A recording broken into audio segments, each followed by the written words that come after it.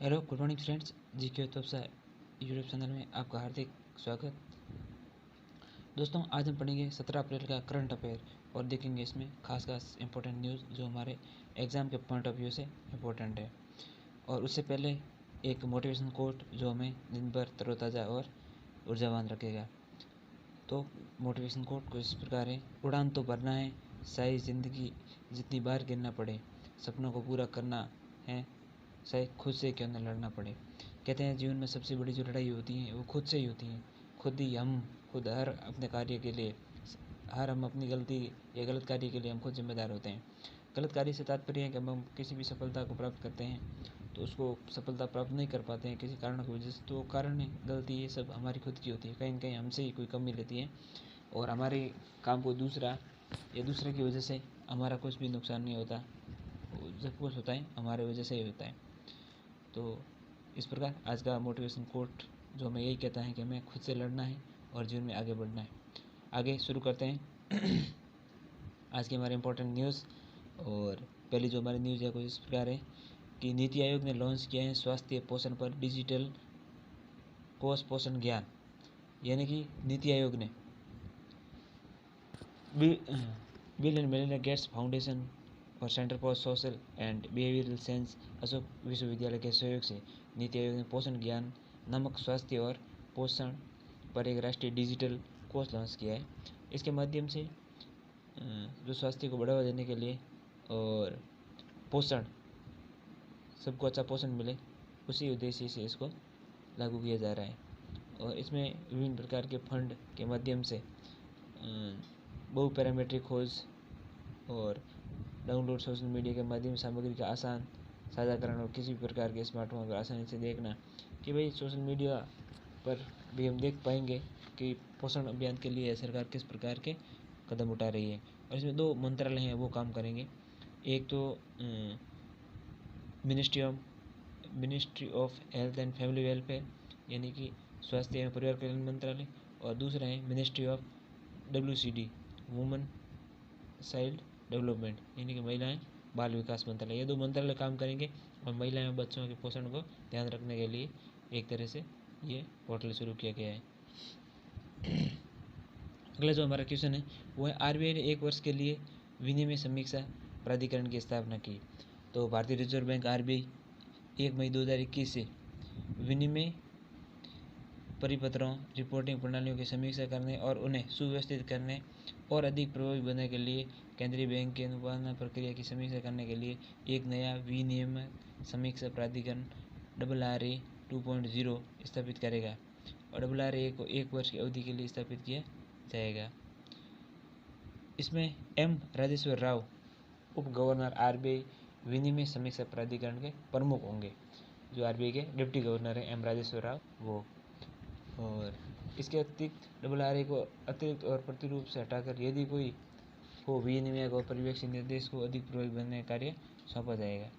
तो इस प्रकार इस न्यूज़ से हम और एक जो खास ये मतलब 1 साल के लिए ये जो अवधि के लिए बढ़ाए गए हैं विनिमय और परिपत्रों और रिपोर्टिंग प्रणालियों को सरकार ने, जैसे कि बैंकों और वित्तीय संस्थाओं से प्रतिक्रिया के आधार पर स्थापित किया जा सके और बैंकिंग सेवाओं का ज़्यादा से ज़्यादा लोगों तक पहुँचाई जाए बैंकिंग सेवाएँ। अगला जो हमारे ये इसी में से एक इम्पोर्टेंट क्वेश्चन है कि RBI के 25वें गवर्नर हैं वो हमारे वर्तमान में शक्तिकांत दास हैं और RBI का मुख्यालय मुंबई में और RBI की स्थापना 1 अप्रैल 1935 को हुई थी। आगे हम ध्यान रख सकते हैं अगली जो हमारी क्वेश्चन है, जो हमारी न्यूज़ है वो है भारत ने गगनयान मिशन पर सहयोग के लिए किया फ्रांस के साथ समझौता। तो किस देश के साथ किया? फ्रांस के साथ। तो भारतीय अंतरिक्ष एजेंसी इसरो ने अपने मानव अंतरिक्ष मिशन गगनयान में सहयोग के लिए फ्रांस की CNES जो संस्था है उसकी एजेंसी के साथ समझौता किया है और ये दोनों मिलकर गगनयान को उड़ाने में एक दोनों सहयोग के साथ कार्य करेंगे और अपने मिशन को पूरा करेगा भारत। और इस समझौते के तहत CNES इसके द्वारा विकसित उपकरण प्रदान करेगा जो भारतीय अंतरिक्ष यात्रियों के लिए अंतर्राष्ट्रीय अंतरिक्ष स्टेशन में परीक्षण और संचालन कर रहा है। तो इस प्रकार दोनों देश मिलकर काम करेंगे। तो हम इसमें याद रख सकते हैं जो इम्पोर्टेंट इस हमारे एग्ज़ाम के पॉइंट ऑफ व्यू से जो न्यूज़ इम्पोर्टेंट वो है इसरो के अध्यक्ष हैं वो के सिवान है इसरो का मुख्यालय बेंगलुरु कर्नाटक में, और इसरो की स्थापना 15 अगस्त 1969 को हुई थी। अगली जो हमारी न्यूज़ है और वो है कुछ इस प्रकार, अमेजन ने भारत में डिजिटाइंग एसएमई के लिए $250 मिलियन का वेंचर फंड लॉन्च किया। यानी कि ई कॉमर्स कंपनी जो अमेजन है उसने दिग्गज कंपनी जो हमारे एमएसएमई सेक्टर है उसको डेवलप करने के लिए एक तरह से उसने फंड लॉन्च किया है या पैसे दिए हैं कि वो भी यहाँ पे जो अमेजन के संभव वेंचर फंड नाम से $250 मिलियन यानी कि 1873 करोड़ रुपए का फंड दिए गए हैं, और इसे विभिन्न प्रकार के जो हमारा लघु एवं मध्यम व्यावसायिक सेक्टर है उसको डिजिटल किया जाएगा और लोगों को रोज़गार प्रदान किया जाएगा इसके माध्यम से। अब हम ध्यान रख सकते हैं जो हमारे एग्ज़ाम के पॉइंट ऑफ व्यू से इम्पोर्टेंट कि Amazon.com इनके संस्थापक या मुख्य कार्यकारी अधिकारी CEO जो कौन है, जेफ बेजोस है, और अमेजन की स्थापना 5 जुलाई 1994 को हुई थी। और अमेजन का जो मुख्यालय है वो सिएटल वॉशिंगटन संयुक्त राज्य अमेरिका में। अगली जो हमारी न्यूज़ है, इंक्लूसिव इंटरनेट इंडेक्स 2021 में भारत 49वें स्थान पर। इसमें द इकोनॉमिस्ट इंटेलिजेंस यूनिट कौन जारी करता है, हम याद रख सकते हैं द इकोनॉमिस्ट इंटेलिजेंस यूनिट है ने फेसबुक के साथ साझेदारी में समावेशी इंटरनेट सूचकांक 2021 जारी किया है। वैश्विक स्तर पर भारत 49वें स्थान पर है। ये थाईलैंड के साथ अपनी रैंक साझा करता है। और इस प्रकार इंटरनेट की सुविधा और जो इंक्लूसिव इंटरनेट है, समावेशी इंटरनेट जो सूचकांक जारी किया गया इसमें भारत 49वें स्थान पर है। और ये संस्था जो है रिपोर्ट ये द इकोनॉमिक्स इंटेलिजेंस यूनिट जारी करती है। आगे हम ये ध्यान रख सकते हो शीर्ष 5 देश है उसमें है स्वीडन है, यूनाइटेड स्टेट्स अमेरिका है, स्पेन है, ऑस्ट्रेलिया है, हांगकांग है, कुछ इस प्रकार हैं। और भारत का डे के लिए हमने 49वें स्थान पर है। तो इस न्यूज़ से हम इतना ध्यान रख सकते हैं और इसके बारे में पूछा जा सकता है। अगली जो हमारी न्यूज़ है कि हैती के प्रधानमंत्री जोसेफ ज़ूटे ने दिया इस्तीफा। तो देख लेते हैं इसमें भी कुछ। और तो इसमें हम ये कह सकते हैं पिछले कुछ दिनों से हत्या और अपहरण के मामलों में वृद्धि के कारण हैती के प्रधानमंत्री जोसेफ ज़ूटे ने अपना इस्तीफा दे दिया है। और अब हम ध्यान देख सकते हैं कि हैती की राजधानी है पोर्ट ऑफ प्रिंस है और मुद्रा है हैतियन गोर्दे। तो ये हम याद रख सकते हैं। फिर अगली जो न्यूज़ है कि मास्को फिल्म फेस्टिवल में मराठी फिल्म पगलिया ने जीता बेस्ट फॉरेन फीचर अवार्ड। अब पगलिया अगर हम राजस्थान की बात करें तो बाबा रामदेव के शरणों, जो बाबा रामदेव जी महाराज हमारे लोक देवता हैं, उनके शरणों को पगलिया के रूप में पूजा जाता है। तो हम ये कह सकते हैं कि पगलिया से एक क्वेश्चन हम ऐसा ही याद कर सकते हैं राजस्थान जीके में भी। और मास्को फिल्म फेस्टिवल में महाराष्ट्र की पगलिया फिल्म में वो फॉरेन फीचर अवार्ड उसने जीता है। तो ये हम एक क्वेश्चन के रूप में याद रख सकते हैं। अगली हमारी जो न्यूज़ है कि विश्व आवाज़ दिवस 16 अप्रैल को मनाया जाता है। अब विश्व आवाज़ दिवस से तात्पर्य है कि सभी लोगों को दैनिक जीवन में आवाज़ के विशाल महत्व को प्रदर्शन करने के लिए 16 अप्रैल को विश्व स्तर पर ये दिवस मनाया जाता है। और इसमें ये मिशन लोगों, वैज्ञानिक और अन्य धर्म निकायों के साथ आवाज़ की करने उत्साह को साझा करता है। इस प्रकार ये नॉर्मल एक न्यूज़ है, हो सकता है कहीं एग्जाम में पूछा जा सकता है किसी कोई एग्ज़ाम में। तो हमें इतना ध्यान रखते हैं कि इसका जो ये 16 अप्रैल को मनाया जाता है। और इस वर्ष का जो इसकी थीम है वो है वन वर्ल्ड मैनी वॉइस, एक देश और बहुत सारी आवाज़ें। आगे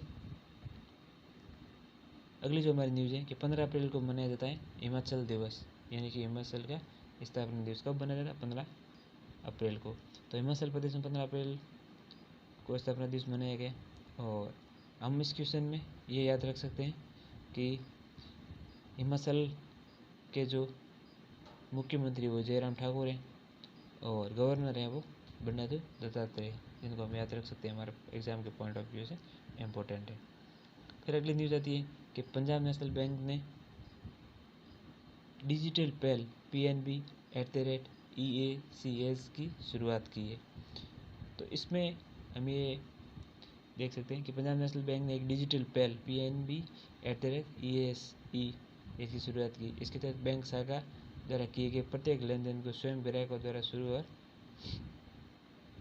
अधिकृत किया जाएगा। सुविधा ग्राहकों को एक पटल के तहत सभी बैंकिंग सेवाओं का लाभ उठाने में सक्षम होगी।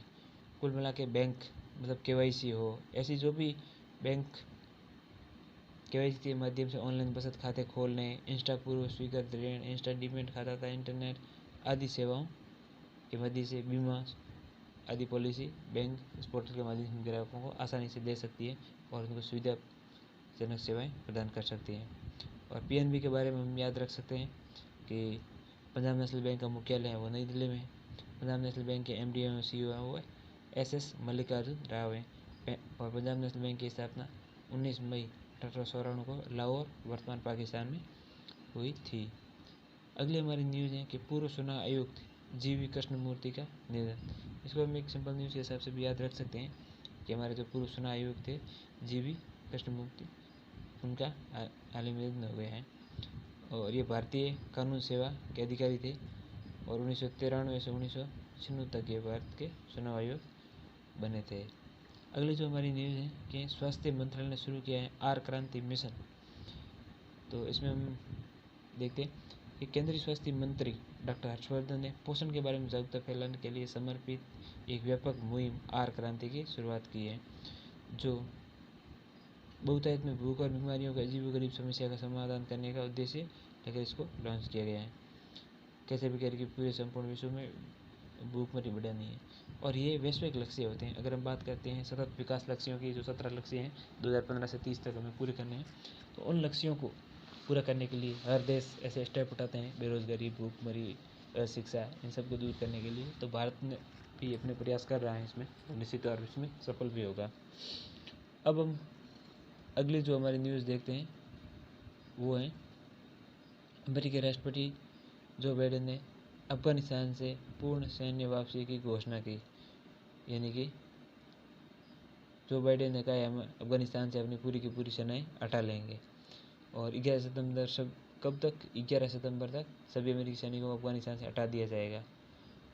और ये